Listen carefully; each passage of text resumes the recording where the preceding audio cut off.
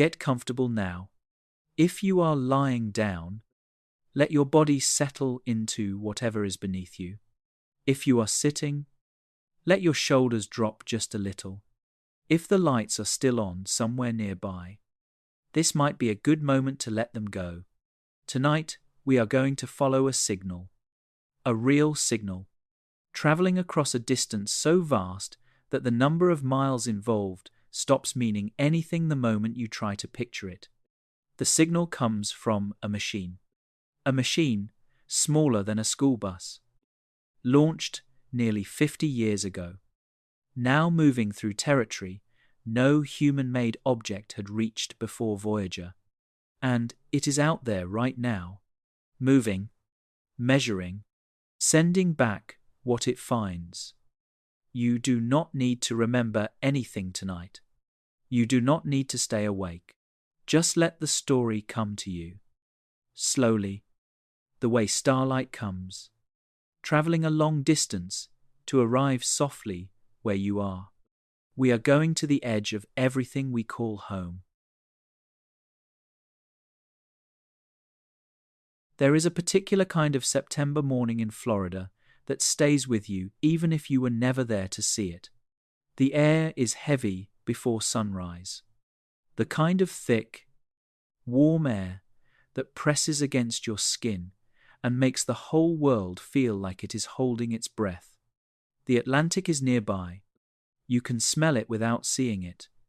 And out on the launch pad, lit by floodlights that turn the pre-dawn sky a pale and trembling orange, there is a rocket. It is September 5th of 1977. The rocket is a Titan 3E, a vehicle with a history of carrying things to places they have never been. But what sits at the top of this particular rocket is different from anything that has ever been launched before. Not because of its size, which is modest. Not because of its cost, which by the standards of what surrounds it is relatively small. But because of something harder to measure, because of where it is going, and because of what it is carrying, and because of the fact that no one standing on that launch pad that morning truly knows whether it will ever stop. The spacecraft is called Voyager 1.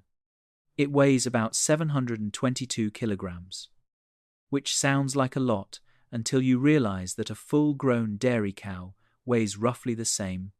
It is not a large machine. Standing next to it, you would think it looked almost delicate. There is a large dish antenna for communicating with Earth, 10 feet across, white and clean in the floodlights. There is a long boom extending out to one side, carrying instruments sensitive enough that the engineers had to keep them physically separated from the spacecraft body to avoid interference. There is a 3-sided structure at the center that holds everything together, dense with electronics and insulation, and the kind of careful engineering that only happens when the people doing it know there will be no second chances. There is no crew. There will never be a crew. This machine will go where no human body could survive. And it will go there alone. The original mission, the one written in official documents and approved by NASA and presented to the public, is actually quite limited. Voyager 1 is supposed to fly past Jupiter and Saturn, take photographs, measure magnetic fields and particle environments, and send the data home. 2 planets, a handful of years, and then the mission ends. Nobody planned for what actually happened. The launch goes well. The Titan 3E lifts cleanly off the pad and carries Voyager 1 through the atmosphere and out into space. Tracking stations around the world pick up the first signals. The antenna is pointing in the right direction. The instruments are coming online. Everything is working. And then something interesting happens. Something that will quietly define the next 5 decades. It keeps working. Not just for the months of the Jupiter flyby, though those work beautifully. not just for the Saturn encounter, though the photographs Voyager 1 sends back from Saturn's rings are among the most extraordinary images human beings had ever seen of the outer solar system. It keeps working after that, and after that, and after that. The plutonium generators that power the spacecraft, designed to produce enough electricity to run the mission through Saturn, continue producing power, degrading slowly but never failing. The antenna continues, pointing at Earth with a precision that seems almost willful. The instruments continue sending signals home, year after year. The spacecraft moves outward, past the orbit of Uranus, which it never visited closely but simply passed at distance, past the orbit of Neptune, past the cold, dark boundary where Pluto drifts in its long elliptical path around the Sun. The engineers at the Jet Propulsion Laboratory in Pasadena, California, the people responsible for keeping the mission alive, find themselves in an unusual position. They had built something to last a few years, and it had lasted decades. The software running Voyager 1 was written in a programming language that most modern computers cannot even read anymore. The onboard memory is measured in kilobytes, a unit so small that a single photograph on a modern smartphone takes up thousands of times more space. The entire computing power of the spacecraft is less than what a pocket calculator carries today. And yet, across a distance that grows by about 1.5 million kilometers every single day, the signal keeps coming. There is a detail about Voyager 1 that tends to stop people when they hear it for the first time. The spacecraft was never designed with the expectation that it would reach interstellar space. The engineers who built it were not thinking about what lay beyond the solar system. They were thinking about Jupiter. They were thinking about Saturn.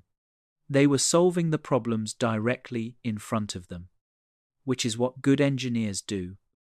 The fact that Voyager 1 eventually became the first human-made object to cross into interstellar space is not the result of a grand plan. It is the result of something more interesting than that. It is the result of a machine being built well enough that it outlasted every reasonable expectation, and a universe being large enough that there was somewhere extraordinary for it to go. Take a moment with that. On the night you are listening to this, Voyager 1 is more than 24 billion kilometers from the Sun, the light from the Sun, which reaches Earth in about 8 minutes. Takes more than 22 hours to reach Voyager 1. The signal it sends back to Earth, traveling at the speed of light, takes the same 22 hours to arrive. When the engineers at JPL send a command to the spacecraft, they wait nearly 2 days for a response. And yet the spacecraft responds, somewhere out there, farther from home than anything human hands have ever sent. A machine the size of a small car is moving through the dark between the stars, and it is still, after nearly 50 years, talking to us. That is where we are beginning tonight. Not with a discovery, not with a conclusion, with a machine that would not stop, and a universe that kept giving it somewhere new to go. Picture a specific morning, not the launch morning, a different one, a quiet one. It is sometime in the middle 1980s. A child is sitting in a classroom somewhere in the American Midwest, maybe 8 or 9 years old, half listening to a teacher explain something about the solar system. On the wall there is a poster, the kind that used to hang in every science classroom, showing the sun at one end and the planets stretched out in a long line toward the other. The child looks at Neptune, which sits near the edge of the poster, and thinks that Neptune seems very far away, somewhere beyond the edge of that poster.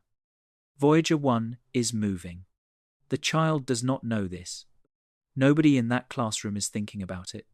The spacecraft launched before that child was born, and it has been moving every single second since, without anyone needing to notice. This is one of the stranger qualities of Voyager 1's journey. It does not demand attention. It does not pause and wait for the world to watch. It simply continues, day after day, through everything the world has done in the decades since 1977. Think about the span of that time. When Voyager 1 left Earth, there was no internet. There were no personal computers sitting on desks in ordinary homes. The idea that you would one day carry a device in your pocket capable of instantly connecting you to almost all of human knowledge would have sounded, to most people in 1977, like a description of science fiction. All of that changed, and Voyager 1 kept moving. In the spring of 1979, the spacecraft made its closest approach to Jupiter and sent back images that stopped scientists mid-sentence. The Great Red Spot, a storm larger than the entire planet Earth, swirling in colors that ranged from deep brick red to pale cream. The turbulent cloud bands, each one a river of gas moving at hundreds of kilometers per hour.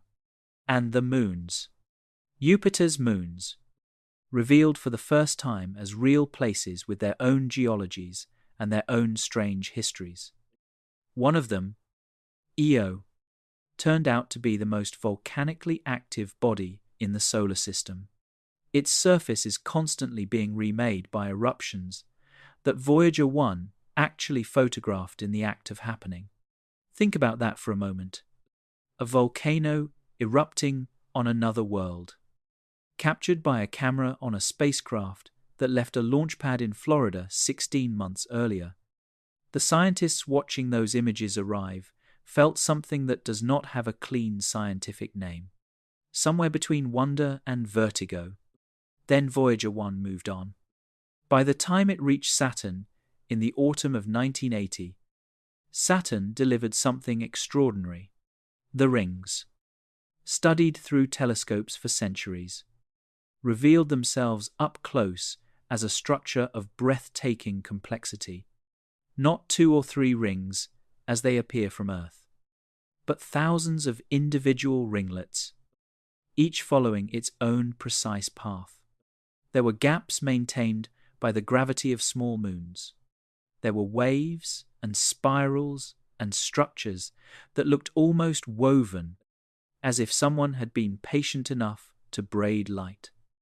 And then Voyager 1 moved on again. This is the rhythm worth sitting with. There is no pause. There is no hovering. The spacecraft is always falling forward through space in the long arc that gravity and momentum have laid out for it. Each week, it moves farther from the sun than it was the week before. Each year, the signal home takes a fraction longer to arrive. The child in that Midwest classroom grew up, built a life. Some people, like that child, eventually became the scientists and engineers who inherited this mission, who learned its particular language of commands and telemetry, who kept it going long after the people who launched it had retired or were gone. They were handed a spacecraft none of them had built, running software in a language most of them had never been taught, and they kept it alive. By the time Voyager 1 crossed the orbit of Neptune in the late 1980s, it was already in territory where no spacecraft had ever been. The Sun, which dominates the sky from Earth, had shrunk from Voyager's position to something that looked like an unusually bright star. Not a disk, not a source of warmth, just a point of light, slightly brighter than the others. Let that settle for a moment. The Sun, reduced to a bright star. The spacecraft kept moving. through the 1990s, through the 2000s, past boundaries that had existed only in equations until Voyager 1 made them real. And then, in 2012, 35 years after it left Earth, it did something that no human-made object had ever done before. But we are moving ahead of ourselves. Before we can understand what happened in 2012, we need to understand something most people never have a reason to think about. Something that is, at this very moment, surrounding you on all sides without your knowledge. We need to understand where the solar system actually ends. Most people assume there is a line. On one side, the solar system. On the other side, everything else. A clean boundary somewhere out in the dark. Past the planets. Past Pluto. Past whatever lies beyond Pluto. The truth is stranger than a line, and understanding it is the key to everything Voyager 1 found, and why the scientists watching the data were so surprised by what came back. The solar system does not have one edge. It has several, depending on what you mean by edge, and they do not all agree with each other. Start with gravity. Everything in the solar system is held by the sun. The planets orbit it. The moons orbit the planets. Even the most distant icy objects in the outer solar system, small frozen worlds that take hundreds of years to complete a single orbit, are bound to the sun by gravity. But gravity does not stop at a neat line. It weakens with distance, but never reaches exactly zero.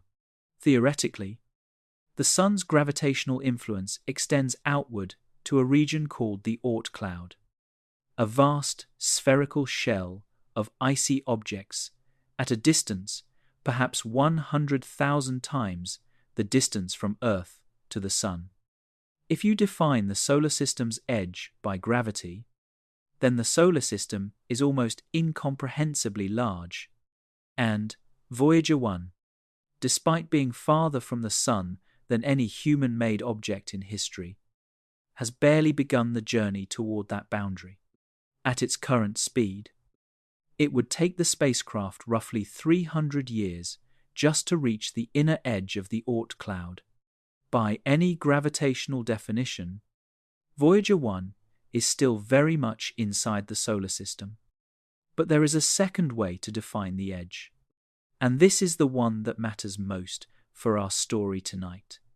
It involves something invisible, something the sun produces in vast quantities, something that, at this very moment, is passing through your body at hundreds of kilometers per second.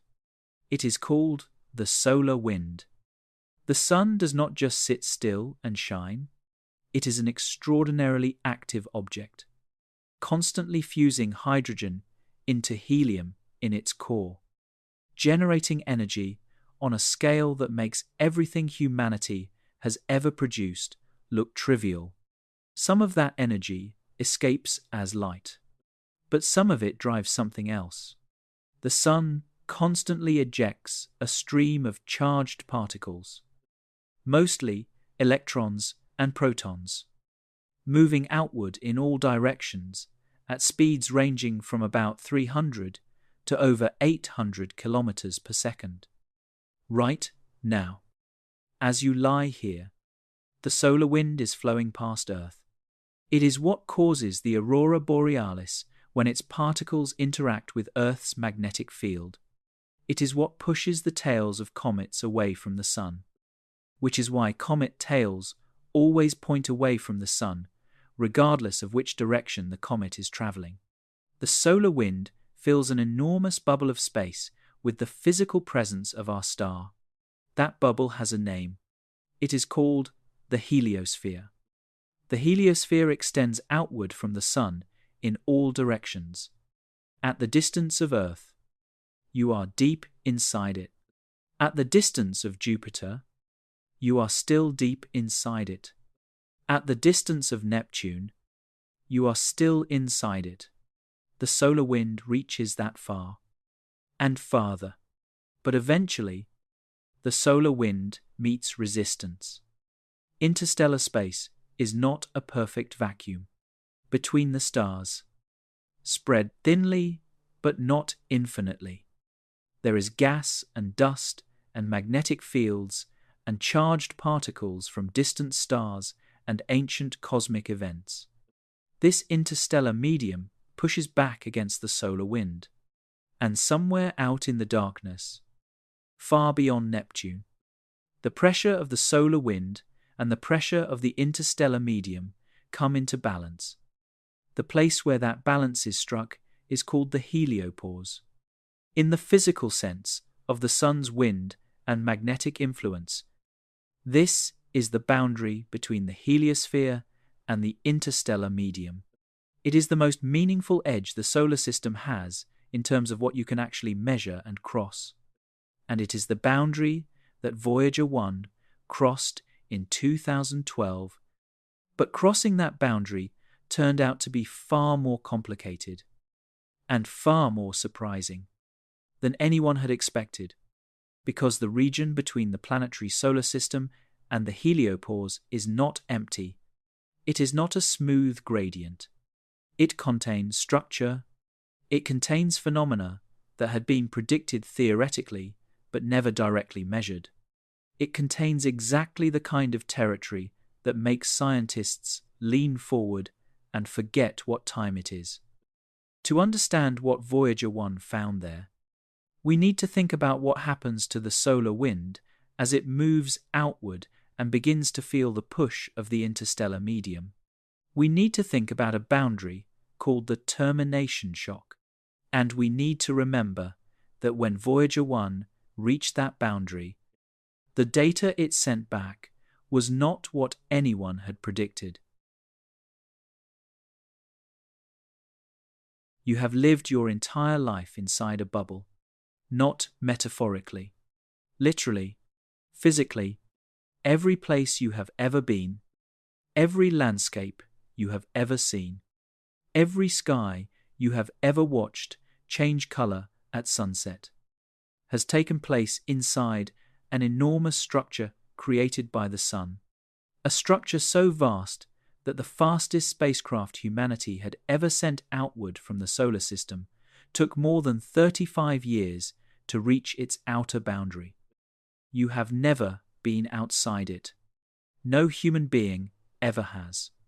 Let that land before we go any further. The bubble is real, and it has a shape, and it moves through the galaxy the way a boat moves through water, pushing a wave ahead of it and trailing a long wake behind. The scientist most responsible for establishing its existence was Eugene Parker, a young astrophysicist at the University of Chicago. In 1958, Parker published a paper arguing on theoretical grounds that the sun must be constantly losing mass in the form of an outward-flowing plasma, a mixture of electrons and protons moving at hundreds of kilometers per second.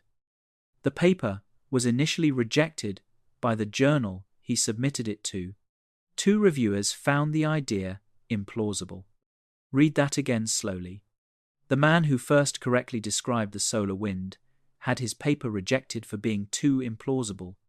The paper was eventually published, and within a few years, early space missions began directly measuring exactly what Parker had predicted.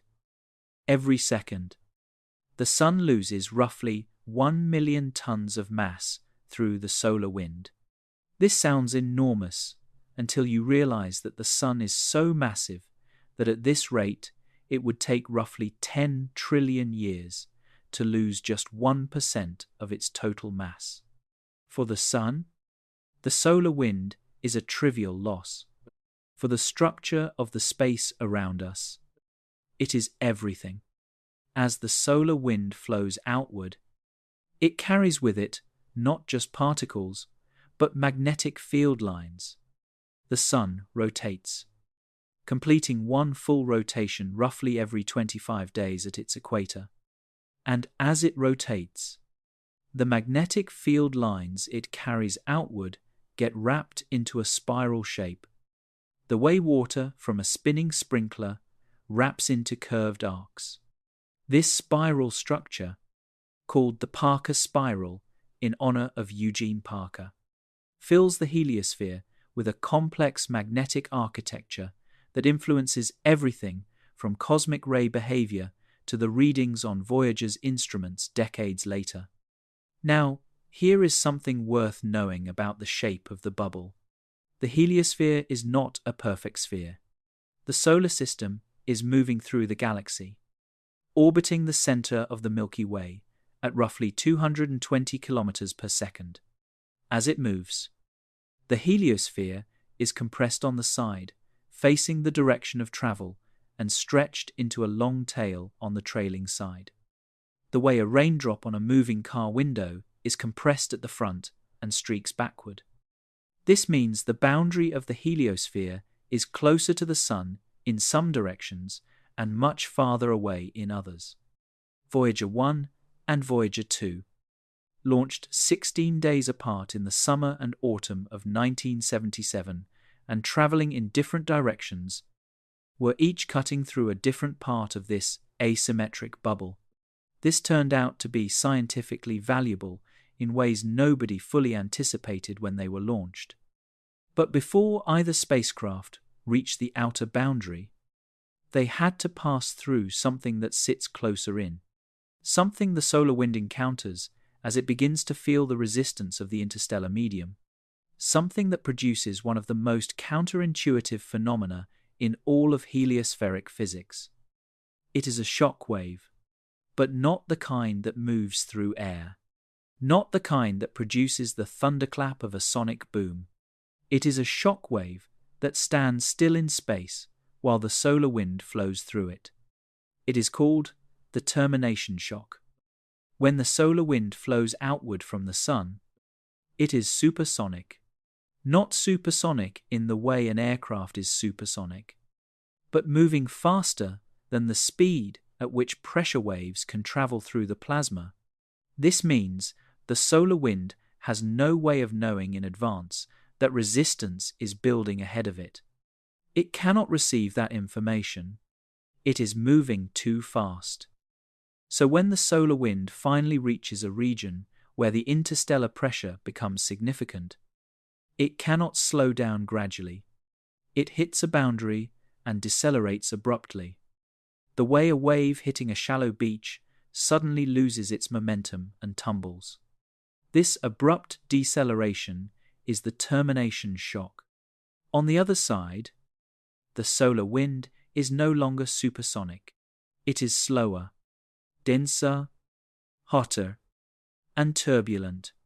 It exists in a region called the Heliosheath. Squeezed between the termination shock behind it and the heliopause ahead of it, for decades. The termination shock was theoretical. Scientists were confident it existed. They could calculate roughly where it should be, but no instrument had ever directly measured it, because no spacecraft had ever gone far enough, until Voyager 1. And when Voyager 1 reached the termination shock, the data it sent back forced scientists to reconsider some of their most fundamental assumptions about how the heliosphere works. In science, predictions are sacred, not because they are always right. They are frequently wrong. Predictions are sacred because being wrong in a specific, measurable way is how science learns things. A prediction that turns out to be correct confirms a model. A prediction that turns out to be wrong reveals a gap, and gaps in understanding are where the most interesting science lives. The prediction about the termination shock had been circulating for decades. The basic physics was well established. The solar wind, supersonic and outward flowing, would eventually encounter enough resistance to decelerate suddenly. the transition would be marked by a sharp rise in temperature, a drop in velocity, an increase in density. What nobody could agree on was where it would happen. Estimates ranged from about 70 to 150 astronomical units from the Sun. 1 astronomical unit is the distance from Earth to the Sun, roughly 150 million kilometers. Scientists use it as a standard measuring stick for distances within the solar system. So the termination shock was expected somewhere between 70 and 150 of those units out. Voyager 1 crossed 80 astronomical units in the mid-1990s. Nothing. It crossed 90, then 100. The solar wind was thinning and slowing, as expected. But there was no sharp boundary, no sudden transition. Some scientists began to wonder whether their models were missing something fundamental. Then something happened that illustrates the way real scientific discovery works. Messier and more human than textbook accounts tend to describe the spacecraft's instrument for directly measuring the solar wind had been designed for the conditions of the inner and middle heliosphere. By the early 2000s, in the environment of the outer heliosphere, far beyond anything its designers had anticipated, its readings had degraded to the point where they were no longer reliable for the specific measurements the team needed most. Scientists found themselves approaching what might be the most important boundary in the outer solar system without the instrument they had been planning to use to measure it. This is the kind of moment that separates good science from great science. The team looked at what they still had. The cosmic ray detector was working. The magnetometer, which measured the local magnetic field, was working. The low-energy charged particle instrument was working. These could not measure the solar wind directly, but they could detect the signatures that a termination shock crossing should produce.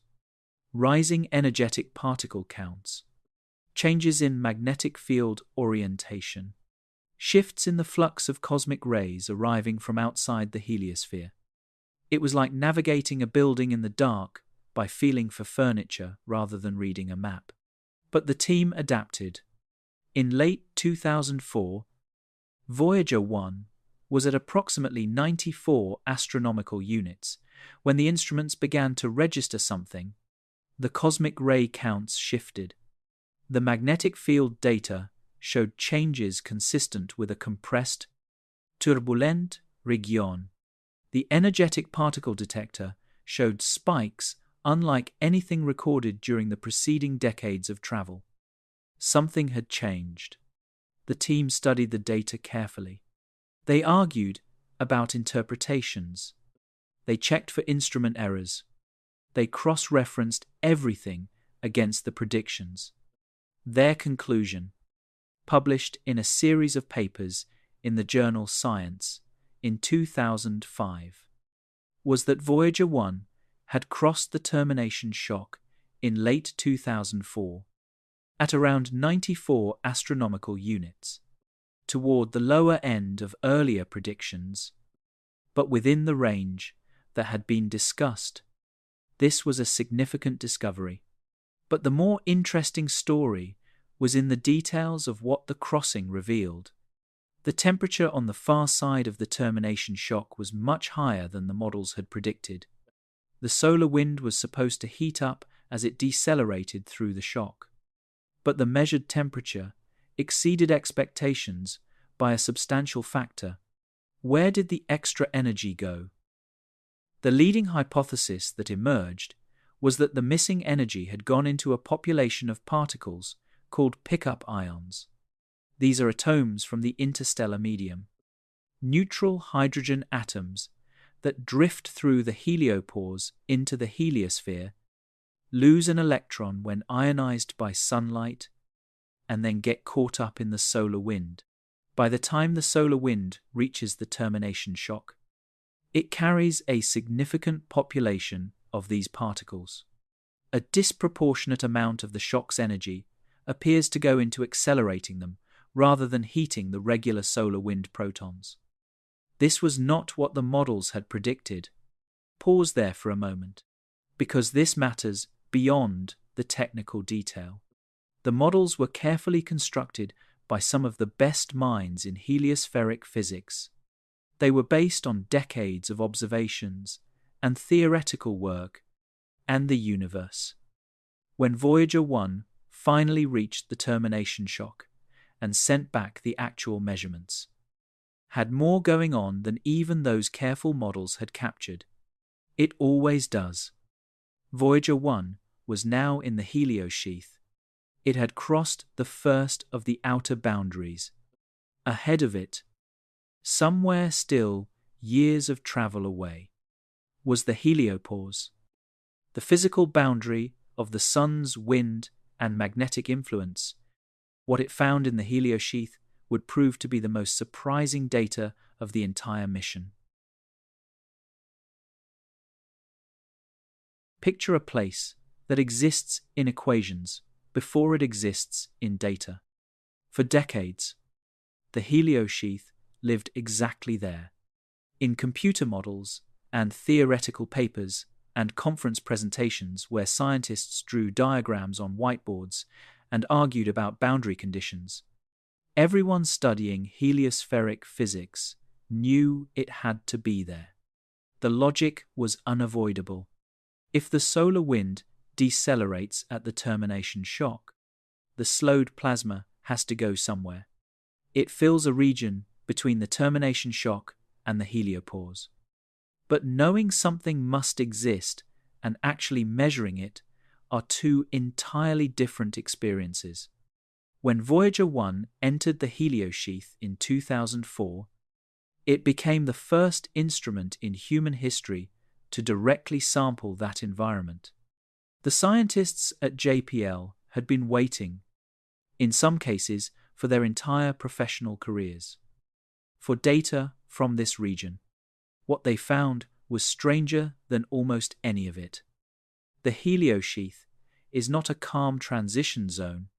It is not a gentle gradient where solar wind properties smoothly shift as you move outward. It is turbulent. It is structured in ways the pre-mission models did not anticipate. And it contains a phenomenon that, when the data first revealed it, caused significant debate about whether the instruments were malfunctioning. They were not malfunctioning. Take a breath here, because what comes next is one of the genuinely unexpected things this mission revealed. The solar wind, after crossing the termination shock, is no longer supersonic. It has slowed dramatically. It is hotter, denser, and moving in a more complex pattern. It is no longer flowing simply outward from the sun.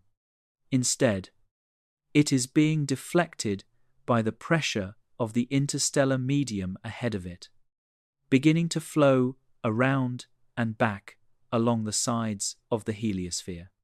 Picture the way water behaves when it flows around a large rock in a stream.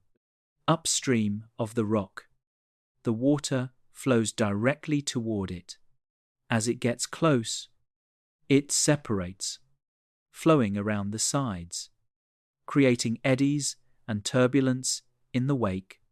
The Heliosheath is something like that turbulent region, where the solar wind is being redirected by the obstacle of the interstellar medium, but the Heliosheath has a feature that running water does not. It is magnetic.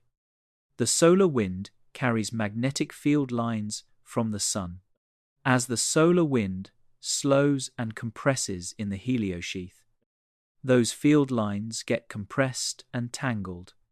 The elegant Parker spiral of the inner heliosphere becomes something much more complicated here. The field lines get folded, and in some regions they appear to form closed loops.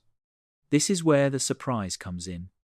Voyager 1's instruments began detecting regions in the Heliosheath where the magnetic field was organized into large-scale bubbles.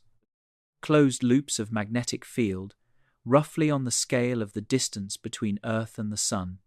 These structures, which came to be called magnetic bubbles, were not captured in pre-mission models with any significant specificity. They appeared to form when the compressed magnetic field lines folded back on themselves and reconnected, creating self-contained loops rather than continuous lines stretching back to the Sun. One instrument, reading the space around a spacecraft the size of a small car, revealing a structure that spans hundreds of millions of kilometers. The existence of these magnetic bubbles has real implications for how the heliosphere protects the inner solar system. One of the heliosphere's functions is to shield Earth from galactic cosmic rays, high-energy particles that stream in from all directions outside the solar system. Magnetic bubbles complicate this shielding. They can trap cosmic rays, concentrating particles in ways that simple models do not capture. They can also provide pathways for cosmic rays to penetrate further inward than a uniform magnetic barrier would allow. There was another surprise in the Heliosheath data, one that took longer to emerge because it required years of measurements to become clear. The Heliosheath was thinner than expected. When Voyager 1 entered the Heliosheath at approximately 94 astronomical units, scientists estimated the region might be anywhere from 30 to 50 astronomical units thick. Voyager 1 crossed the Heliopause at approximately 121 astronomical units. That means the Heliosheath, in the direction Voyager 1 was traveling, was only about 27 astronomical units thick, thinner than the low end of most predictions. A thinner heliosheath means the transition from solar-dominated space to interstellar space is more abrupt than the models suggested. The boundaries are compressed, the gradients steeper. The heliosphere, as a physical object, is shaped differently than most scientists had imagined. And as Voyager 1 moved deeper through this region, something in the data began to change. The counts of galactic cosmic rays began to rise. The counts of lower energy particles from the solar wind began to fall. The magnetic field data began showing characteristics more consistent with the interstellar medium than with the heliosphere. The heliopause was getting closer. The scientists watching the data knew something historic was approaching. They had been waiting for it for 35 years. They had spent careers preparing for it, building the theoretical framework to understand it, maintaining the instruments that would measure it. But when it finally happened, it did not happen the way they expected. It happened 3 times. Science rarely delivers its most important moments cleanly. The movies have trained us to expect a specific kind of discovery scene. Someone looks at a screen. There is an exchange of looks across a room. There is a single clear instant when everything changes and everyone knows it. Real science is messier than that. Real science involves arguing about data for months. It involves checking and rechecking instrument calibrations. It involves one scientist being convinced and another not being convinced, and both of them being right about different aspects of the same question. It involves the slow and sometimes frustrating process by which a community of people trained to doubt everything, including their own conclusions, eventually arrives at something they are willing to call a fact. The story of how Voyager 1's crossing of the heliopause was confirmed is a good example of all of this. In the spring of 2012, the data from Voyager 1 began showing changes that some scientists interpreted as signs of an imminent heliopause crossing. The galactic cosmic ray counts were rising rapidly. The lower energy particles of solar origin were dropping sharply. Then, in late July of 2012, something dramatic happened. The solar origin particle counts dropped almost to zero. The galactic cosmic ray counts jumped sharply upward for about a week. The data looked exactly like what scientists would expect from a spacecraft that had crossed the Heliopause. And then it reversed. The solar particles came back. Whatever boundary had been crossed appeared to have moved back past the spacecraft, or the spacecraft appeared to have moved back inside it. This confused everyone. It happened again in late August of 2012. Another sharp drop in solar particles. Another jump in cosmic rays. And then, after a few days, another partial reversal. The scientific team was in a state of intense and productive disagreement. Some members believed these events represented actual crossings of the heliopause, that the boundary was dynamic and oscillating back and forth past the spacecraft. Others believed Voyager was experiencing something more complex, a series of layered structures within the outer heliosheath that none of the existing models had captured. Then, on August 25th of 2012, the data changed again. The solar origin particle counts dropped sharply. The galactic cosmic ray counts rose sharply. But this time, there was no reversal. The solar particles stayed low. The cosmic rays stayed high. The spacecraft had crossed something, and it had not crossed back. But the scientific team still did not immediately declare victory, because there was a problem. The magnetic field data did not show what it was supposed to show. Every model of the heliopause had predicted that the magnetic field direction would change significantly at the crossing. Inside the heliosphere, the magnetic field is dominated by the Sun's field, oriented in a specific direction. Outside, in interstellar space, the field should be oriented differently, aligned with the broader galactic magnetic field. Crossing the heliopause should produce a clear rotation in the measured field direction. The magnetometer on Voyager 1 showed no such rotation. The field strength changed. The turbulence in the field changed, but the direction stayed roughly the same. This was unexpected enough that several scientists argued publicly that whatever Voyager 1 had crossed on August 25th was not the heliopause. It was something else, perhaps a previously unknown layer within the outer heliosheath. The debate continued for months. Papers were published. Counterarguments were offered. The resolution came gradually. New analyses re-examined the assumptions underlying the magnetic field prediction. The revised models suggested that under certain conditions, specifically, if the interstellar magnetic field in the local region happened to be nearly parallel to the solar magnetic field at the crossing, the directional change might be small enough to be difficult to detect. The absence of a clear rotation was not evidence against a heliopause crossing. It was evidence about the local direction of the interstellar magnetic field itself. Then came the confirmation. In April of 2013, a large solar event from 2 years earlier had launched an enhanced wave of plasma outward through the heliosphere. When that wave finally reached the region where Voyager 1 was located and hit the local interstellar medium, it caused the plasma to oscillate at a characteristic frequency that the spacecraft's plasma wave instrument could detect.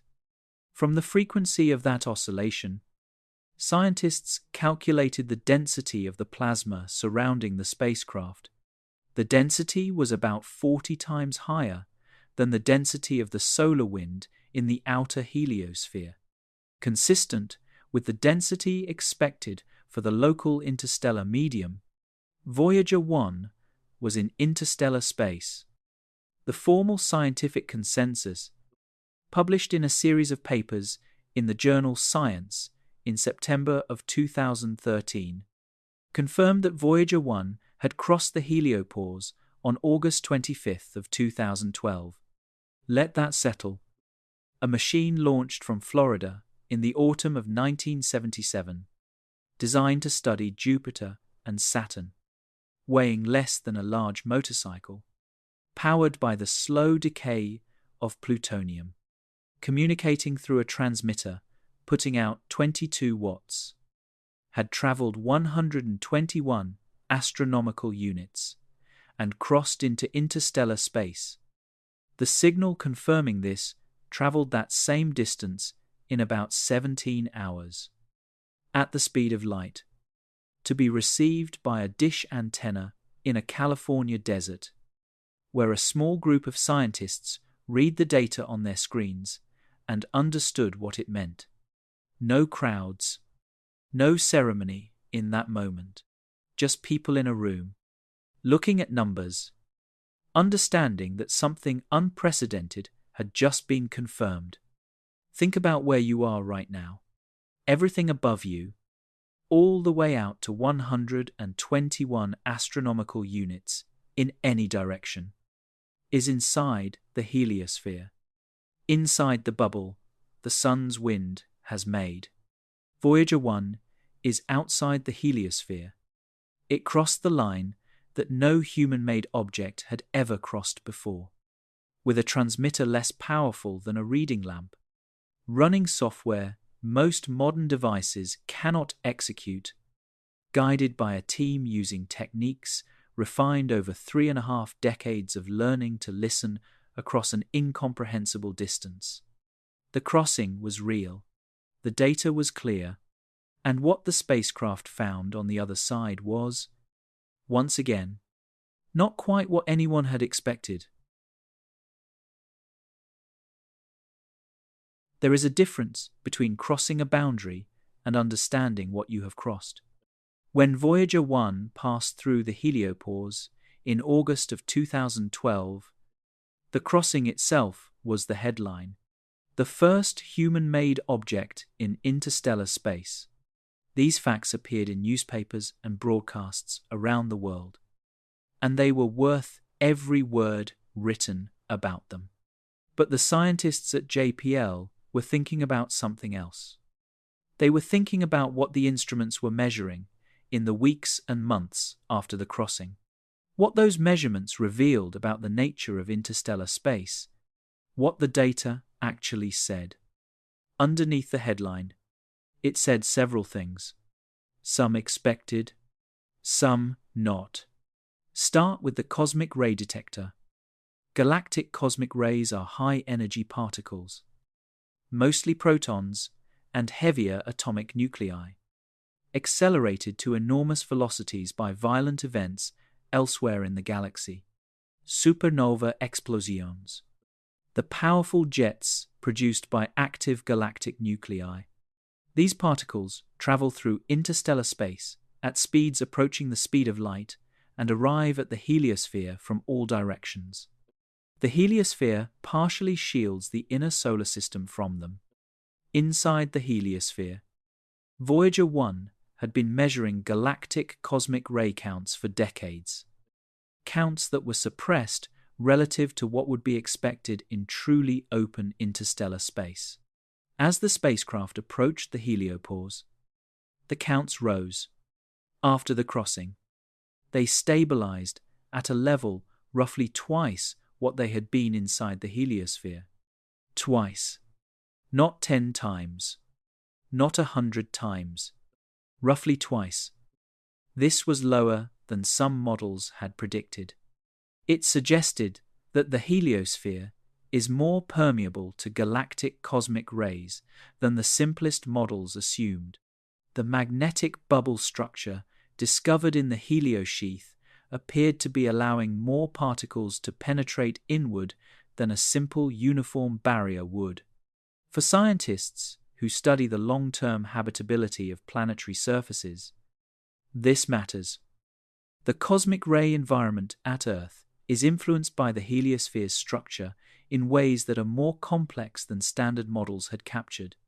This line of research has been developed by teams including those led by Ed Stone of the California Institute of Technology, who served as the mission's chief scientist for decades.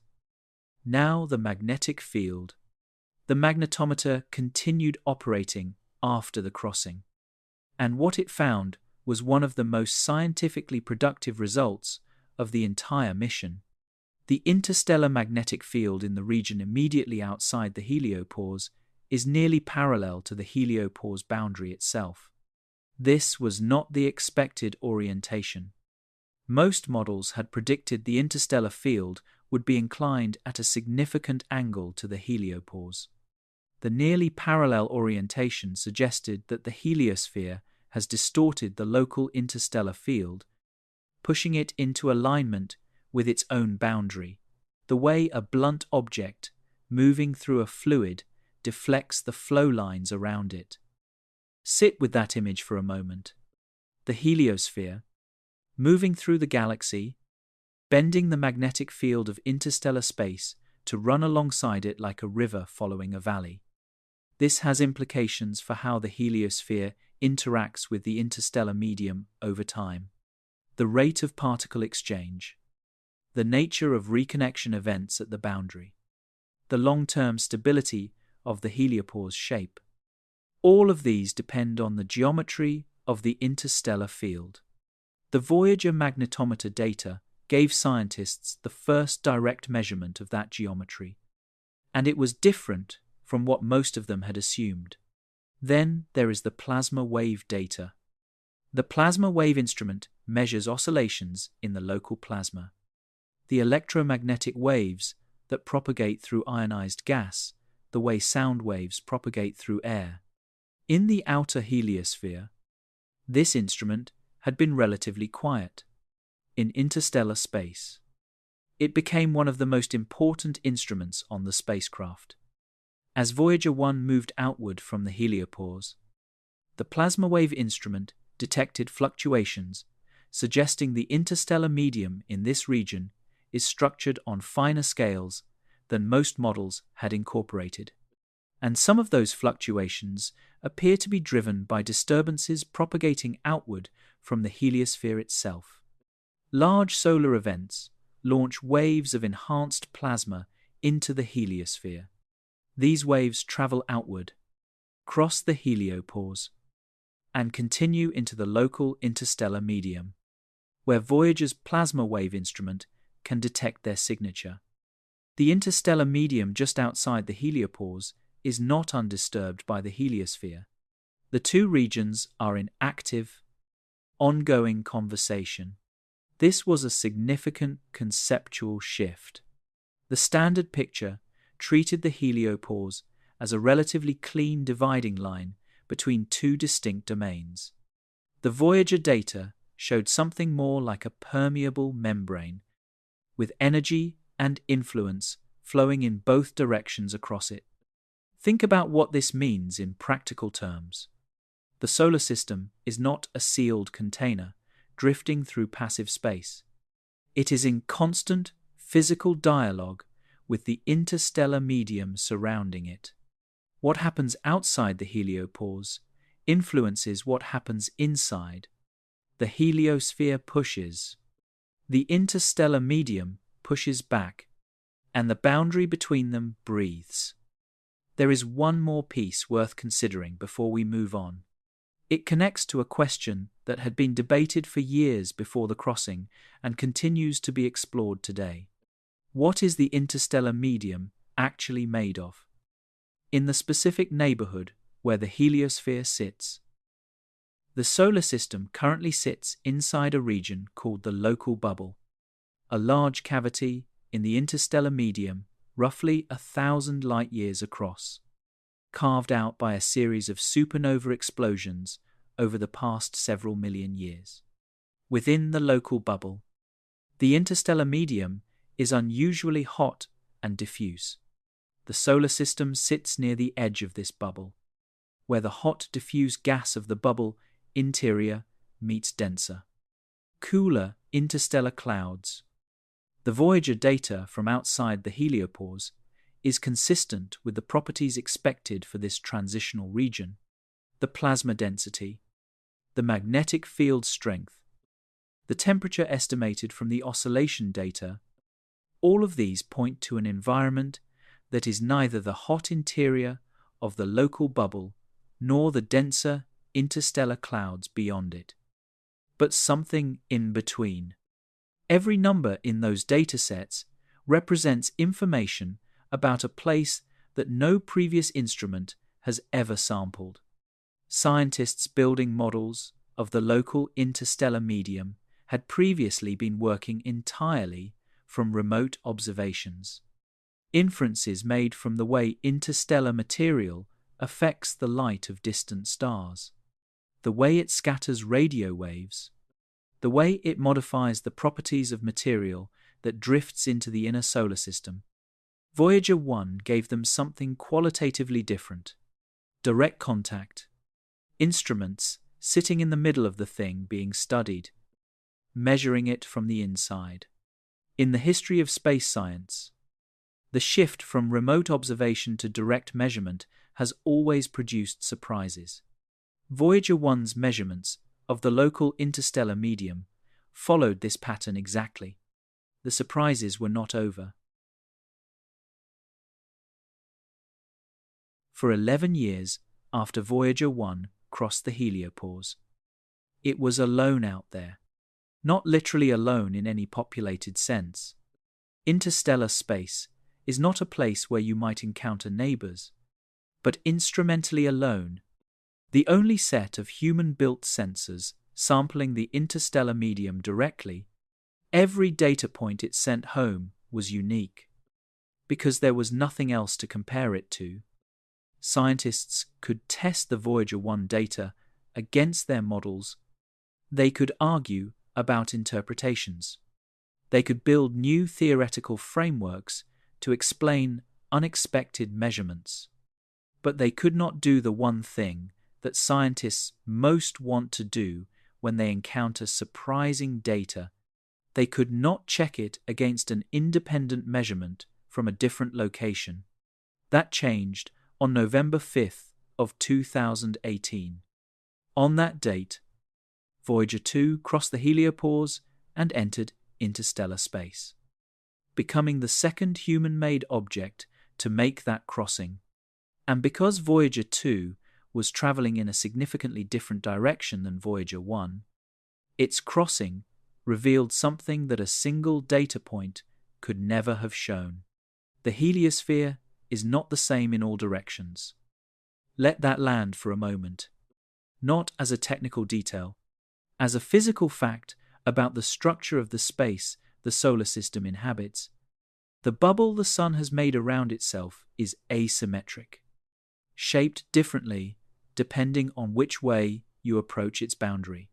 And we only know this because two spacecraft, launched 16 days apart in the summer and autumn of 1977, happened to be traveling in directions far enough apart to sample two different regions of the same boundary 40 years later. Nobody planned that result. It emerged from the geometry of two missions aimed at different planets, producing a scientific gift that nobody fully anticipated when the rockets left the ground. Let us begin with the geometry of the two crossings.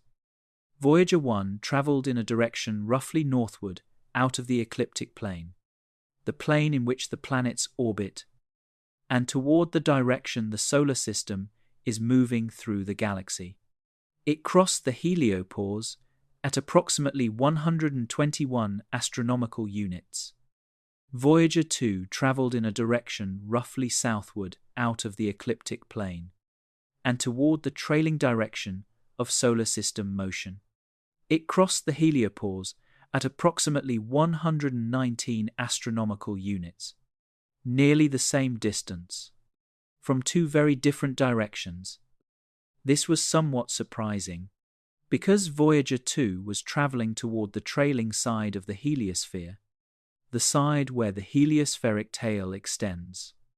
Scientists had expected the heliopause to be farther away in that direction. The models predicted a significantly asymmetric heliosphere, with the boundary pushed farther from the Sun on the trailing side. The near equal distances ruled out some theoretical configurations and made others more plausible. The heliosphere's asymmetry, while real, was less pronounced than many models had assumed. But the distance comparison was just the beginning. Recall that the Voyager 1 crossing in 2012 was preceded by 2 temporary excursions in July and August of that year. Episodes where the particle data suggested a crossing had occurred, but then partially reversed before the final permanent crossing. The scientific team had debated the meaning of those excursions for months. Voyager 2's crossing was different. The particle data showed a sharper, more defined transition, without the extended period of back and forth that preceded Voyager 1's crossing. This suggested that the heliopause in Voyager 2's crossing region was thinner and more sharply defined as a boundary. But Voyager 2 had something Voyager 1 did not. Its plasma science instrument was still working. This matters more than it might seem at first. Voyager 1's equivalent instrument had been degrading for years in the harsh environment of the outer heliosphere. Well outside the conditions it was originally designed to measure, and its readings had become unreliable long before the heliopause crossing. Voyager 2's instrument remained operational. This meant that for the first time, scientists had direct plasma measurements from a heliopause crossing and from the interstellar medium immediately beyond it. Not inferred, not estimated, directly measured. The plasma data from Voyager 2's crossing revealed something that had been suspected from Voyager 1's indirect measurements, but never directly confirmed. At the heliopause, the plasma temperature dropped dramatically. Inside the Heliosheath, the slowed and compressed solar wind plasma has a temperature in the range of several tens of thousands of degrees. Outside the heliopause, in the interstellar medium, the temperature dropped to a few thousand degrees. That sharp drop confirmed that the heliopause is a genuine thermal boundary, not just a particle composition boundary, not just a magnetic field boundary, a place where the physical properties of the surrounding medium change abruptly. In the way that stepping from a heated room into a cold night changes everything about the air on your skin. But the plasma data also revealed something unexpected. A thin layer at the heliopause boundary showed properties intermediate between the Heliosheath plasma and the interstellar plasma, cooler than the Heliosheath, but warmer than the undisturbed interstellar medium, denser than the interstellar medium, but less dense than the Heliosheath. This layer appeared to be a mixing zone, a region where solar and interstellar material were exchanging across the boundary. The heliosphere, it turns out, is not a sealed container. It breathes, slowly and in both directions. There was one more significant finding from the Voyager 2 crossing that deserves careful attention.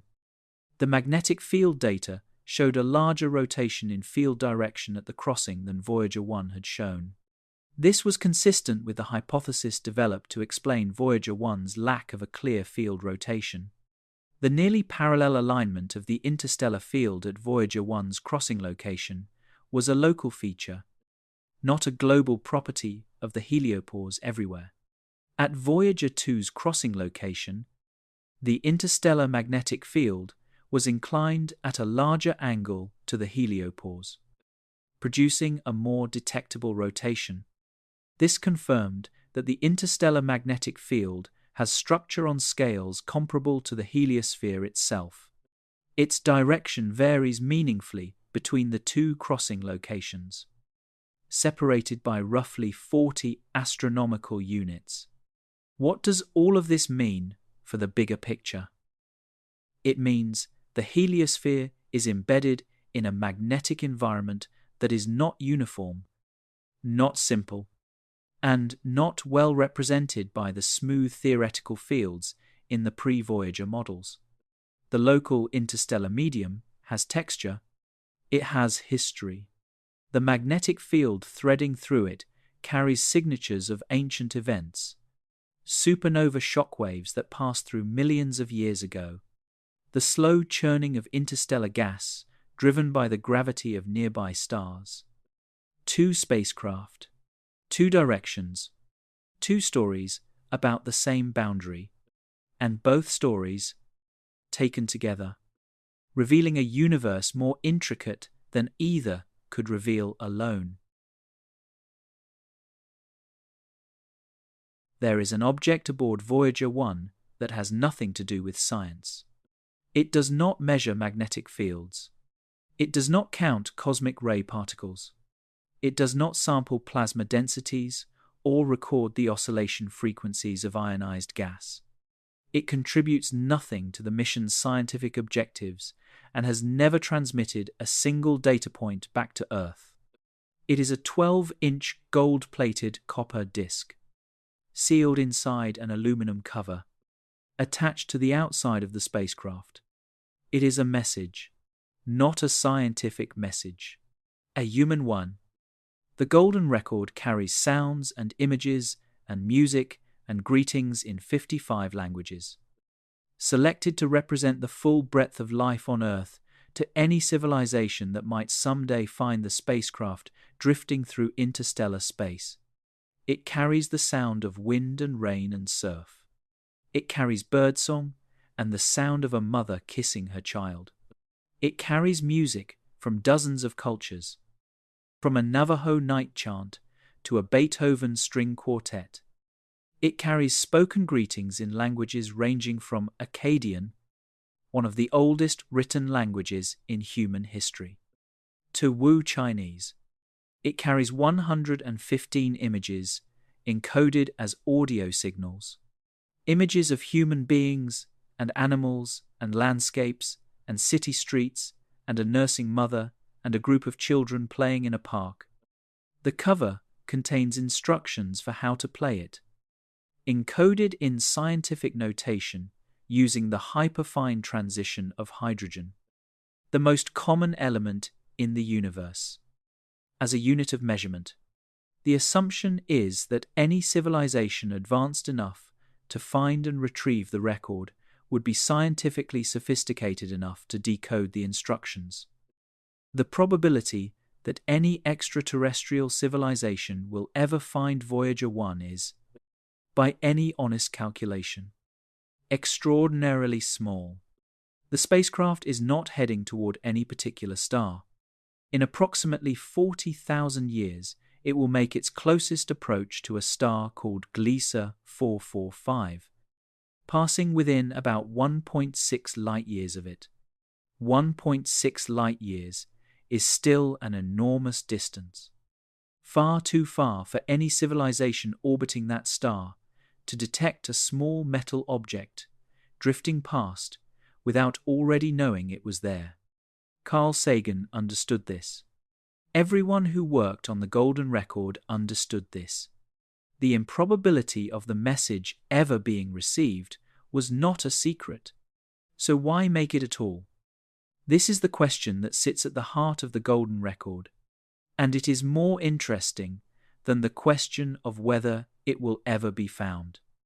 The committee that assembled the record included Sagan, Anne Druyan, who served as creative director and who would later become Sagan's wife, the astronomer Frank Drake, and the writer Timothy Ferris, among others. They faced a problem that had never been faced before in quite this way.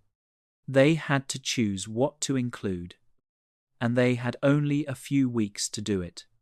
They had to represent humanity, all of it, in the contents of a 12-inch disc, knowing that their choices would be permanent and irreversible once the spacecraft left Earth. What would you choose? The record contains no images of war, no images of poverty, no images of the suffering that has been, by any historical measure, a recurring feature of human civilization. This was a deliberate choice, not without debate. Some people consulted during the selection process argued that an honest portrait of humanity should include its darkness alongside its light. That sending only the beautiful parts was a form of dishonesty. Sagan's response was essentially pragmatic. The purpose of the record was not a comprehensive census of human experience. It was an introduction. When you meet someone for the first time, you do not begin by cataloguing your worst moments and greatest failures. You present yourself in a way that invites further conversation. The golden record was an invitation, not a confession. But there is a deeper layer worth attending to. The process of choosing what to put on the record forced the people making the choices to ask a question that is surprisingly difficult to answer. What is humanity at its essential core? If you had to describe your species to someone who had never encountered it, with no context for your history or your conflicts or your technologies, what would you choose to show them? The answer the committee arrived at was, roughly, this: humanity is a species that lives on a planet with weather and seasons and other forms of life. It is a species that makes music in an enormous variety of forms. Apparently because making music is something humans have always done, regardless of culture or geography. It is a species that forms families and raises children and experiences something that looks, from the outside, like love. It is a species that is curious about the universe it inhabits and has developed tools for studying it. It is a species that greets strangers. Whether or not this is an accurate portrait is something you could argue about forever. But it is a portrait, and it is now moving through interstellar space at 17 kilometers per second. There is a detail about the making of the record that Anne Druyan has described in interviews and in her own writing. During the production process, on one of the recording days, Druyan underwent a procedure to have her brainwaves recorded. The intention was that the electrical activity of a human brain might be included on the record as a way of representing human thought and consciousness. As she lay there with electrodes attached to her head, she was asked to think about something, to fill her mind with thoughts worth carrying into interstellar space. She thought about the history of the world. She thought about the 5 senses. She thought about falling in love. Her brainwave recording is on the golden record. It is on Voyager 1 right now, moving through interstellar space, more than 24 billion kilometers from the planet where it was recorded. Sit with that for a moment.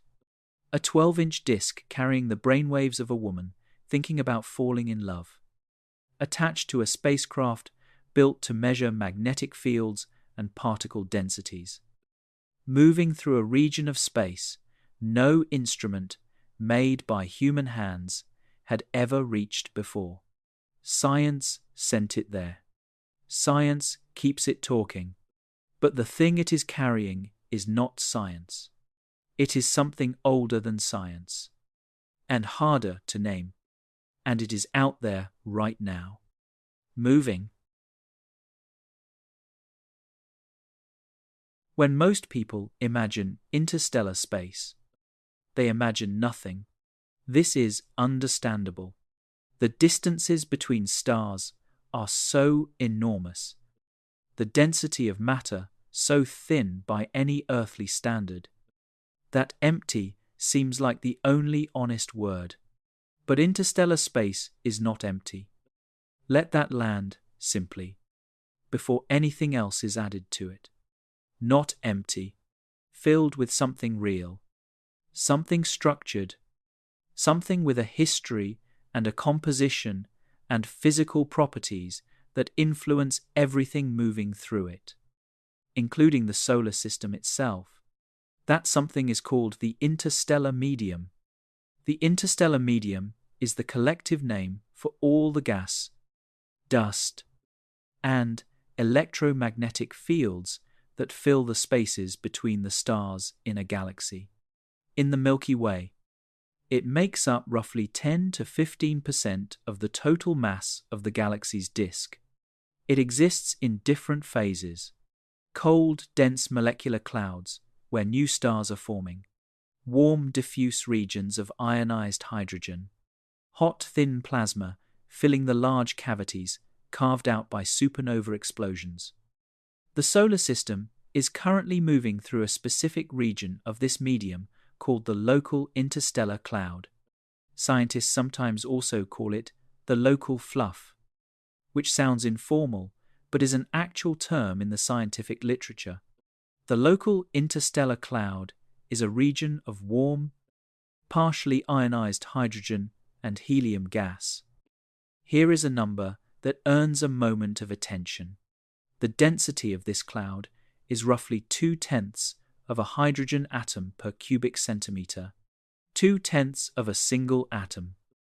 On average, in every cube of space, the size of a sugar cube. On Earth, sea level air contains roughly 2 × 10 to the 19th power molecules per cubic centimeter. The space Voyager 1 is currently drifting through is about 100 billion times less dense than the air you are breathing right now. And yet, it is not nothing. The local interstellar cloud has a magnetic field. It has a velocity, moving relative to the solar system at roughly 23 kilometers per second in a specific direction. It has a composition dominated by hydrogen and helium, but also containing oxygen, carbon, and nitrogen in trace amounts. It has a temperature, a pressure, a history. Voyager 1 is drifting through it right now, measuring it, sending the measurements home. The local interstellar cloud is part of a broader structure. The solar system sits inside a region called the local bubble, a cavity in the interstellar medium roughly 1,000 light-years across, thought to have been carved out over the past several million years by a series of supernova explosions. Research published by a team led by Catherine Zucker of the Space Telescope Science Institute in 2022, using data from the European Space Agency's Gaia satellite, traced the history of the local bubble in detail, finding that at least 15 supernova explosions over roughly the past 13 to 15 million years shaped the current structure of the local interstellar environment. The shock waves from those explosions swept up gas and dust into the shell of the bubble, and compressed gas in the interior into the clouds that exist today. Including the local interstellar cloud, the solar system is currently passing through. Think about what that means. The gas surrounding Voyager 1 right now carries the signature of explosions that happened millions of years before the first human beings walked on Earth. The solar system has been inside the local interstellar cloud for somewhere between 45,000 and 150,000 years, and will likely exit the cloud in somewhere between 10,000 and 20,000 years, at which point it will enter a different region of the local interstellar environment. The uncertainty in these numbers reflects the difficulty of precisely measuring the geometry and velocity of both the solar system and the cloud itself. This is worth sitting with quietly. The solar system is not sitting still in a fixed cosmic environment. It is moving through the galaxy, and as it moves, the environment it passes through changes. The local interstellar cloud that Voyager 1 is currently sampling is not what the solar system was moving through 10 million years ago. It is not what the solar system will be moving through 10 million years from now. There have been periods in the solar system's history when it passed through much denser interstellar clouds. During those periods, the heliosphere would have been dramatically compressed. The cosmic ray flux reaching Earth would have been higher. Some researchers have proposed connections between these passages and periods of climate change in Earth's history. Though these connections remain an active area of scientific investigation rather than settled conclusions, what is not in dispute is the basic fact that the solar system moves through a changing interstellar environment, and that this environment influences the heliosphere, which in turn influences conditions inside the solar system. Every atom of hydrogen in the space surrounding Voyager 1 right now was forged in the first few minutes after the Big Bang. Every heavier element was created inside a star that lived and died before the sun was born, scattered into the interstellar medium by the violence of stellar death, drifting through the galaxy ever since, accumulating new history at every encounter. The space is not empty, it is full of history. And a machine built by human beings in the 1970s is moving through it at 17 kilometers per second, measuring it and sending the measurements home. There is a number that changes the way this story feels if you let it settle properly. 22 hours. That is how long it takes a signal from Voyager 1 to reach Earth. Not 22 minutes. Not 22 days. 22 hours. The signal travels at the speed of light, the fastest anything in the universe can move. And it still takes nearly a full day to complete the journey from the spacecraft to the receiving antenna on the ground. Right now, as you lie here, Voyager 1 is transmitting. It transmits almost continuously. Packaging the data, its instruments are collecting into a signal and aiming that signal at a point in the sky where Earth will be when the transmission arrives. Accounting for the fact that Earth will have moved in its orbit during those 22 hours of transit. The signal leaves the spacecraft's antenna. It spreads outward through space, weakening as it goes, obeying the same mathematical law that governs the dimming of starlight with distance. By the time it reaches Earth, after traveling more than 24 billion kilometers, it has spread so thin that the total power arriving at a receiving antenna 70 meters across is almost unimaginably small, a number so far below 1 watt that it has no meaningful comparison in ordinary life. And yet, the antennas of the Deep Space Network can detect it. The Deep Space Network is the system of large radio antennas maintained by NASA's Jet Propulsion Laboratory for communicating with distant spacecraft. It has 3 main complexes: in Goldstone, in the Mojave Desert in California, near Madrid in Spain, and near Canberra in Australia. The 3 locations are roughly equally spaced around the globe, so that as Earth rotates, at least one complex always has Voyager 1 above its horizon. The largest antennas have dishes 70 meters across, nearly the length of a football field, steerable on enormous mounts that track a specific point in the sky with the precision needed to follow a spacecraft 24 billion kilometers away.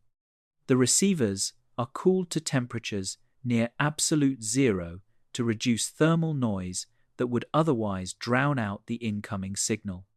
Even with all of this, receiving Voyager 1's signal is a marginal operation.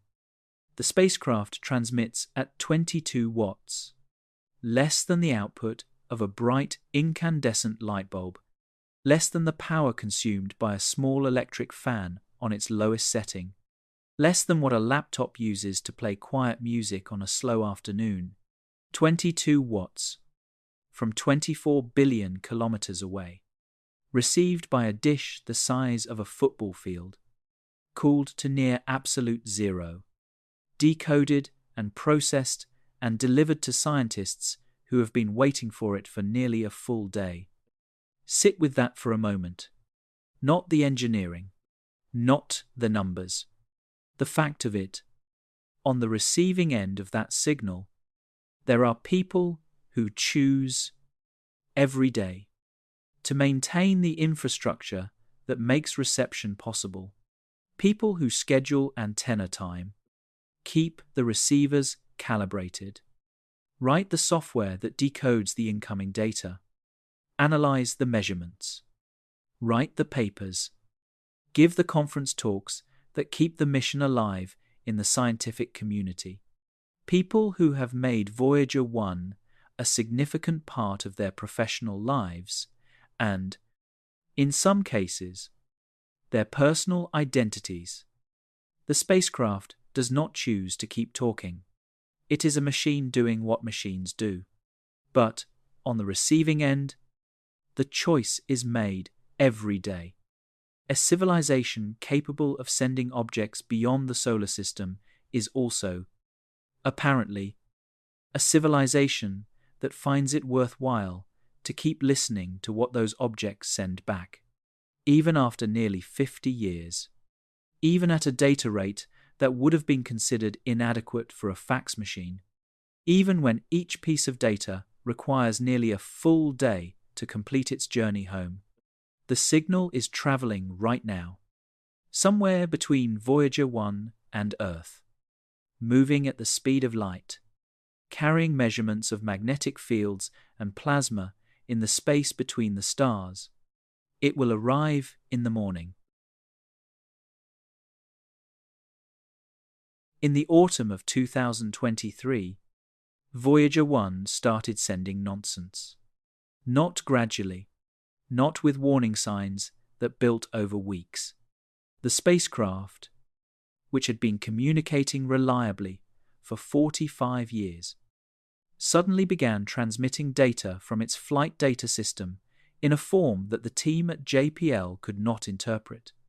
The data was not corrupted in the way a random failure would corrupt it. It was internally consistent. It had structure.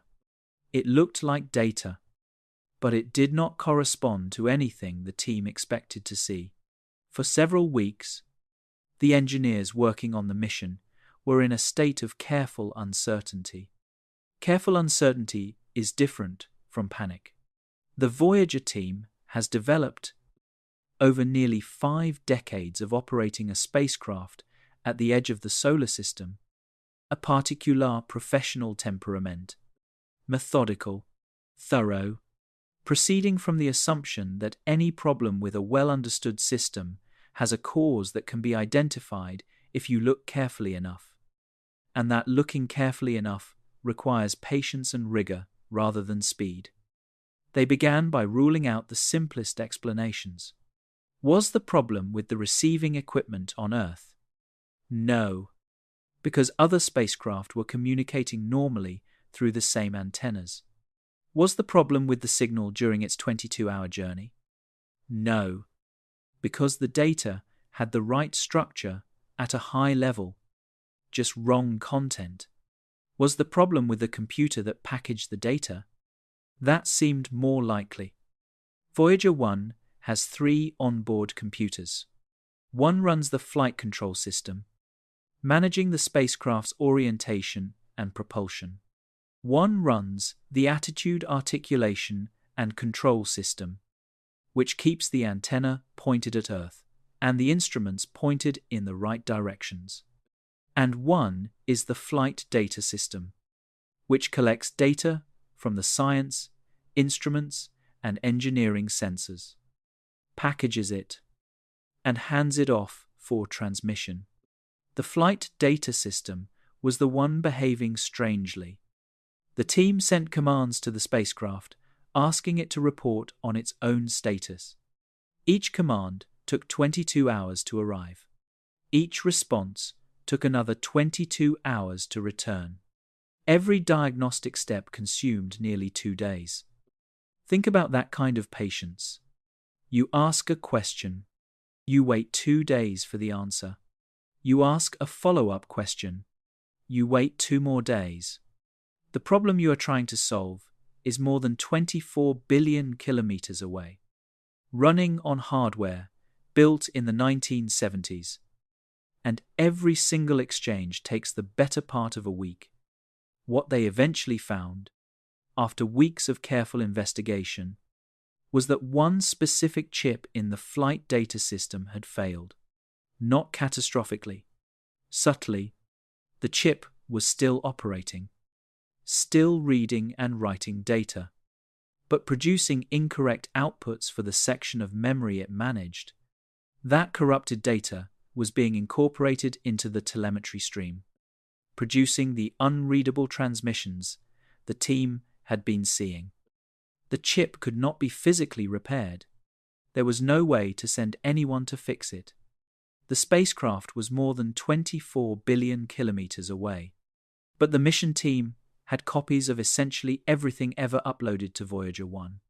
The problem was that the flight data system software assumed the failed chip was working correctly and was using the corrupted memory as part of its normal operation. The solution the team developed was elegant in a way that only decades of accumulated expertise makes possible. They divided the affected software code into smaller pieces. They identified locations elsewhere in the spacecraft's memory, in chips that were still functioning correctly, where those pieces could be stored. They rewrote the references in the software so that each piece would be called from its new location rather than the failed one. Then they uplinked the revised code to the spacecraft, section by section, testing each piece before proceeding to the next. Each uplink took 22 hours to arrive. Each confirmation took another 22 hours to return. By April of 2024, engineering data was flowing normally again. By June of 2024, full science data had been restored. The spacecraft was fixed from more than 24 billion kilometers away, using techniques developed on the fly by a team working with software written in a programming language called Fortran, a language that was already considered old when most of the engineers currently working on the mission were born. This is not only a story about technology, it is a story about what becomes possible when people maintain their attention on something long enough, the kind of expertise that accumulates over decades, the deep familiarity with a specific system that allows a team to diagnose a novel failure and devise a solution that would not be obvious to anyone encountering the system for the first time. The spacecraft's power supply has been dwindling since the day it launched. The 3 radioisotope thermoelectric generators that power Voyager 1 convert the heat from the decay of plutonium-238 into electricity. Plutonium-238 has a half-life of about 87.7 years, meaning roughly every 88 years. Half of the remaining plutonium decays, and the power output drops by half. To manage the declining power, the team has systematically shut down instruments over the years. By early 2025, the cosmic ray subsystem had been shut down to conserve power. By spring of 2026, the low-energy charged particle instrument had followed. As of now, the instruments still returning data from interstellar space are the magnetometer and the plasma wave instrument. 2 instruments.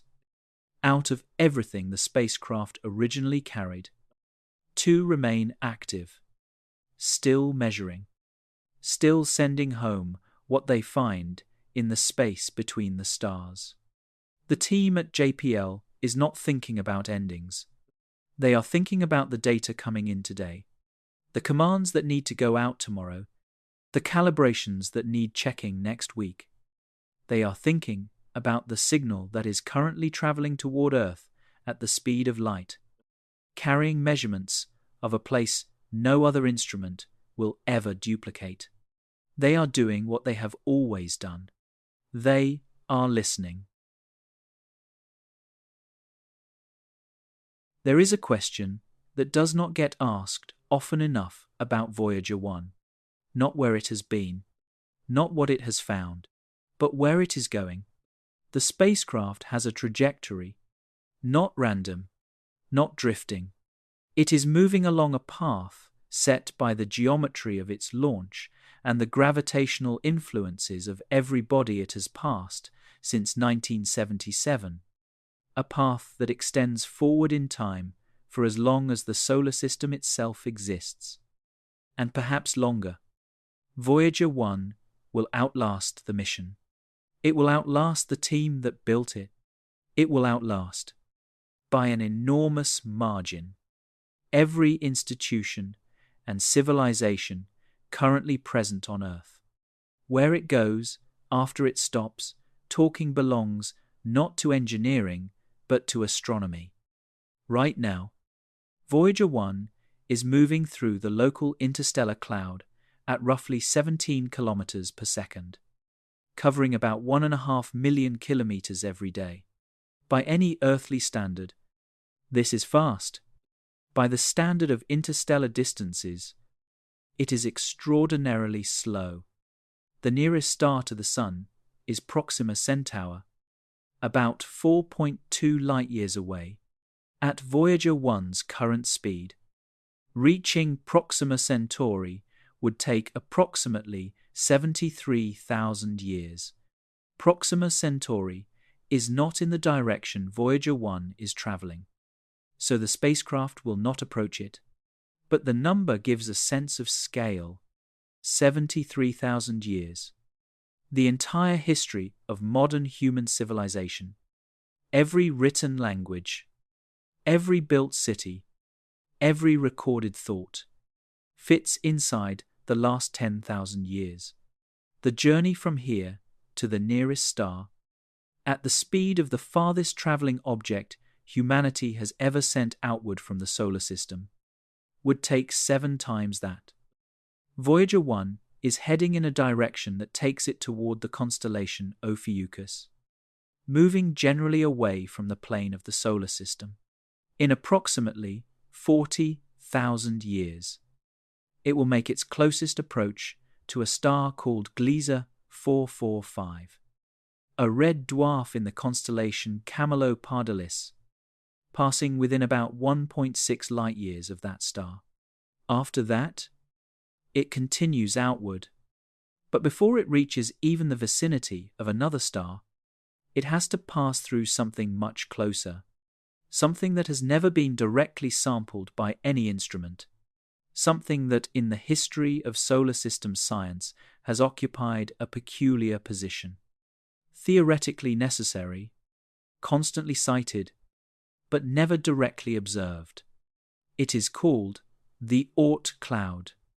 The Oort cloud is a theoretical structure proposed by the Dutch astronomer Jan Hendrik Oort in 1950. Oort was trying to explain the origin of long-period comets, those with orbital periods of thousands or millions of years that arrive in the inner solar system from seemingly random directions.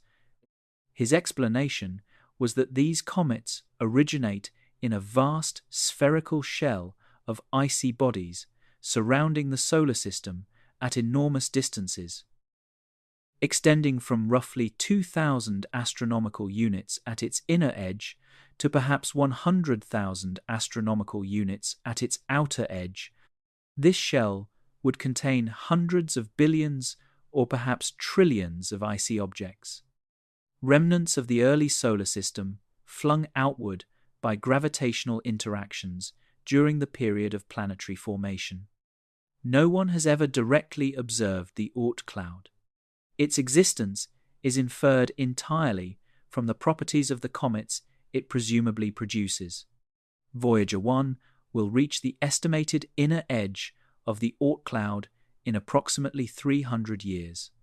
300 years. Not 300,000. 300. In 300 years. A spacecraft that is silent and powerless will enter a region that has never been directly sampled by any instrument we have ever built. Its transmitter will long since have gone dark. Its instruments will be cold and still, but the spacecraft itself will continue moving, crossing the inner boundary of the Oort cloud and entering a region that contains, statistically speaking, an enormous number of objects spread over an enormous volume of space. Passing through the Oort cloud will take Voyager 1 roughly 30,000 years. 30,000 years of drifting through a region where the Sun is just a bright star among many, where the distinction between the solar system and the rest of the galaxy is defined not by any physical boundary you could measure, but by the slow statistical weight of distant gravitational allegiance. After the Oort cloud, there is only the galaxy. Over timescales of millions of years, the gravitational influences of other stars will accumulate enough to alter Voyager 1's trajectory significantly. The spacecraft will no longer be bound to the Sun in any meaningful sense. It will become, in the fullest astronomical meaning of the phrase, an interstellar object, a piece of debris from one planetary system drifting through the Milky Way, subject to the gentle statistical tugs of the stars it passes near, executing a long, slow journey through the galaxy over billions of years. The Sun will evolve in the meantime. In about 5 billion years, it will exhaust the hydrogen fuel in its core and begin expanding into a red giant, eventually swelling to engulf the inner planets. Earth will be destroyed. The outer solar system will be transformed. Voyager 1 will be completely unaffected. The spacecraft will be so far from the Sun by then that the transformation from main sequence star to white dwarf will register as nothing more than a distant star gradually changing in brightness. The end of the solar system will be a faint astronomical event visible from an enormous distance. There is something clarifying about following this trajectory all the way out. Not frightening, clarifying. Voyager 1 was built by people who are mostly gone now, using technologies that are mostly obsolete to answer questions that were mostly not the ones it ended up answering. It outlasted its mission. It outlasted most of the people who built it. It is currently outlasting the assumptions made about what it would find. In 300 years, it will enter the Oort cloud. In 40,000 years, it will pass near another star. In billions of years, it will still be moving. And, somewhere on its side, sealed in gold-plated copper, the brainwaves of a woman thinking about falling in love will be drifting through the galaxy long after the planet where those thoughts occurred has ceased to exist. On February 14th of 1990, when Voyager 1 was approximately 6 billion kilometers from the Sun, Carl Sagan made a request. He asked NASA to turn the spacecraft around, not permanently, not to change its trajectory or interrupt its journey, just to pause, rotate the camera platform toward the inner solar system, and take a picture. The engineers at JPL were not enthusiastic. Pointing the cameras toward the Sun risked damaging the sensitive optics. The scientific value would be minimal. There were legitimate professional reasons to decline. Sagan had been arguing for this picture for years. Eventually, the decision was made to take the photographs as part of a final imaging sequence before the cameras were permanently shut down to conserve power. On that February day, Voyager 1 took 60 frames of the solar system from its position beyond Neptune. The images showed the Sun and several planets as faint points of light against the background of scattered sunlight filling the camera's field of view. One of those images contained Earth. Earth appeared as a point of light about 1/12 of a pixel in size, caught in a scattered ray of sunlight. Pale, blue-white, almost invisible. Carl Sagan called it the pale blue dot. He wrote about that image in a way that has been quoted so often since that the words have taken on a kind of cultural permanence. But what he was describing was not poetry. He was describing what the image actually showed. One planet, suspended in a ray of sunlight, carrying on its surface. At the moment the photograph was taken, the entirety of human civilization, every person who had ever lived, every war that had ever been fought, every achievement and failure and ordinary moment of human experience, compressed into a point of light smaller than a pixel. Let that be what it is for a moment. The image does not make humanity feel insignificant in the way the word insignificant is usually meant. What it does, if you let it work on you properly, is something more subtle and more useful than that. It puts things in proportion.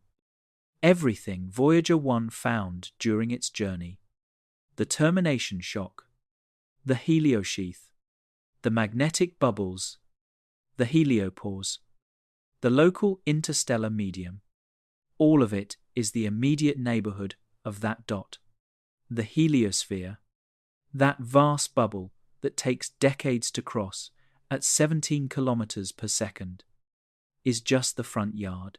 The Oort cloud is the fence at the edge of the property. Everything beyond that is the rest of the universe. And the universe does not shrink to accommodate whatever scale feels comfortable to human minds. But here is what the pale blue dot actually means. If you think about it carefully, from that dot, something left.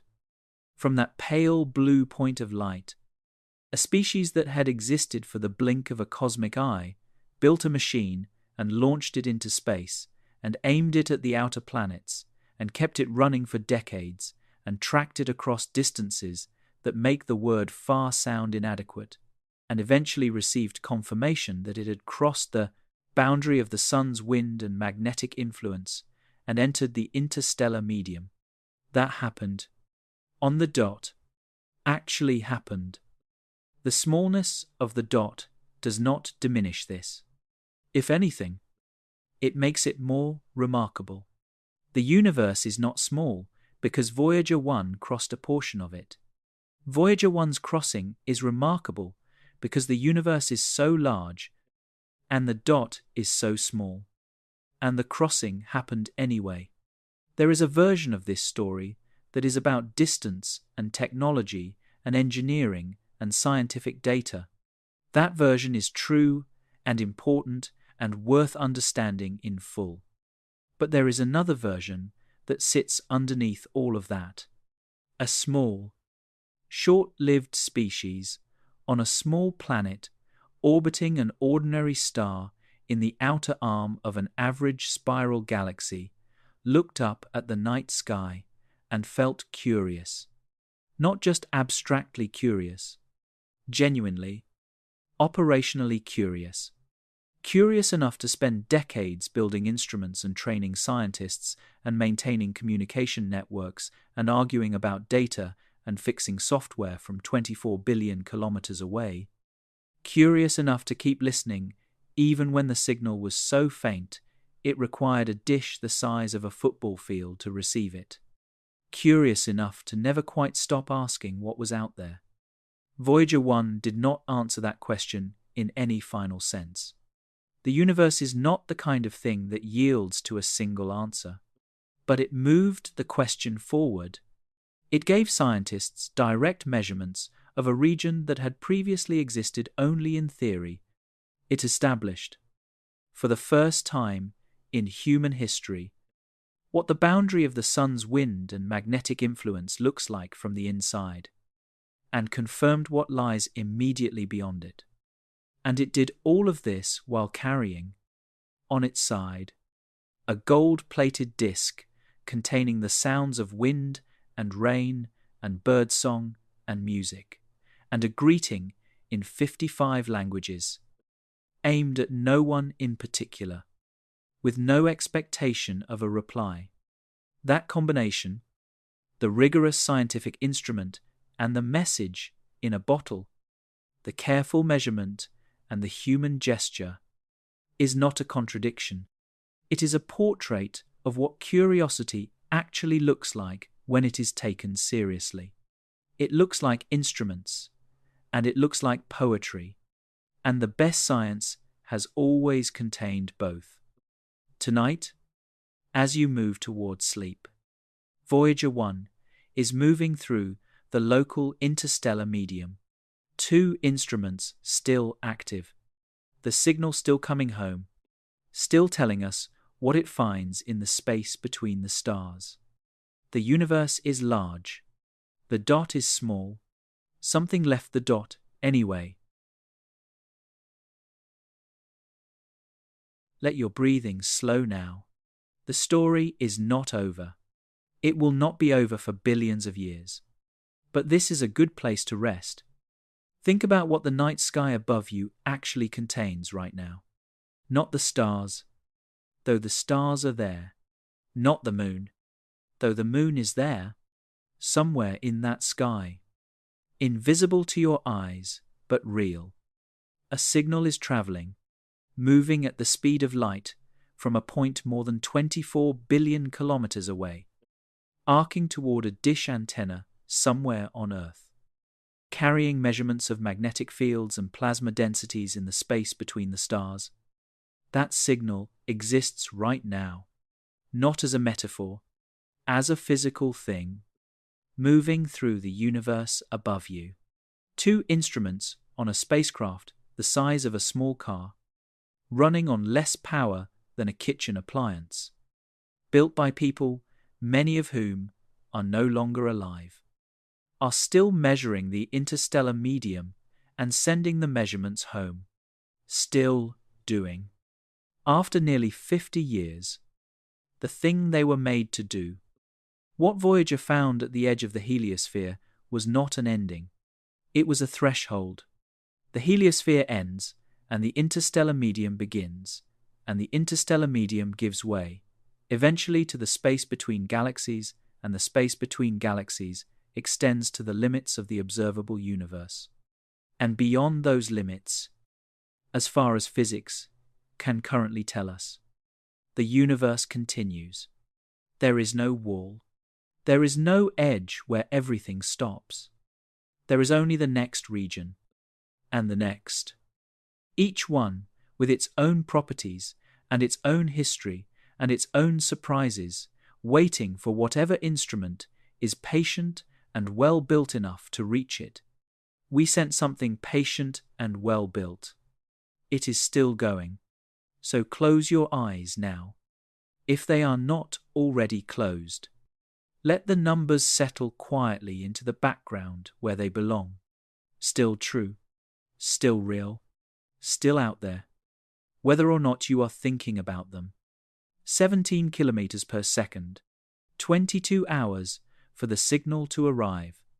A 12-inch disc carrying the brainwaves of a woman thinking about falling in love. A pale blue dot, suspended in a ray of sunlight. Something small, going somewhere large. Still talking. Sleep well.